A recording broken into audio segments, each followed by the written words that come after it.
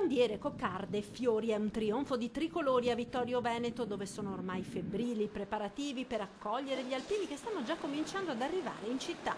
Sono oltre 500 le bandiere esposte e stanno preparando anche tutte le strutture per l'accoglienza delle migliaia, decine di migliaia, i conti li faremo alla fine, di persone che verranno nel fine settimana fra venerdì, sabato e domenica. La città si sta vestendo a festa e tutti sono impegnati nei preparativi a partire dalle attività commerciali, bar, negozi, ristoranti, stand che accoglieranno decine di migliaia di alpini, oltre per la giornata di domenica i tanti cittadini che assisteranno alla sfilata. C'è una coralità di eventi e ognuno nel suo negozio ha creato un angolino dedicato al tema del centenario. E sono poi molte le aziende del territorio, ma anche i privati cittadini, che hanno deciso di dare il proprio contributo all'amministrazione comunale per l'organizzazione dei moltissimi eventi legati al centenario.